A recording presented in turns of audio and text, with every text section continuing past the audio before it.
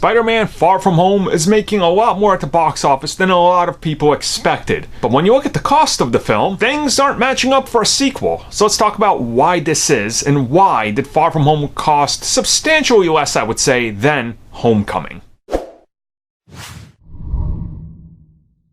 So Far From Home is estimated to have cost about 160 to 165 million to just shoot the film and everything. That's not accounting for the marketing, which we know they spent a whole lot more than anybody anticipated. At the same time, Homecoming cost an estimated 20 to 25 million more, and that was the first film in a series. Typically the budget goes up. So a lot of people are wondering, why is this? What's the reason? And everybody's arriving at the same conclusion, which isn't the only conclusion, but Robert Downey Jr.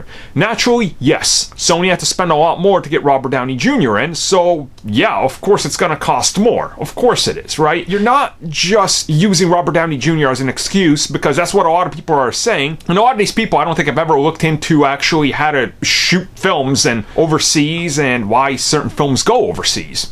For example, if you shoot in Prague, one of the film's locations, it's really cheap. There's huge incentives and write-offs there. A little trick that you guys might not know, sometimes when there's films that take place in any Eastern European country, or France, for example, and specifically the likes of Italy, there's those certain little neighborhoods and stuff, that's never shot on location. They'll do exterior scenes and a few things like that, but majority of it is shot in Prague. This is just how it goes.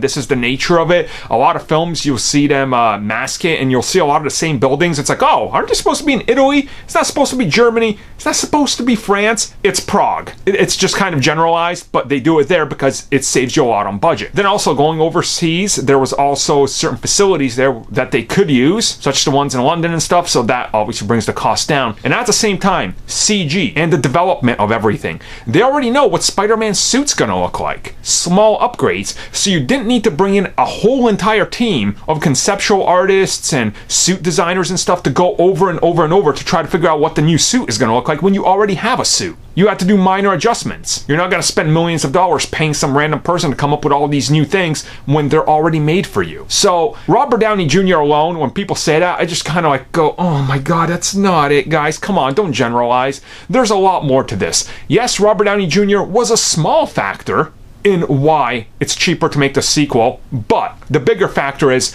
their locations and the fact that CG and certain things were already done. So they didn't have to spend a whole lot more for things that were already finished. That's just how it goes.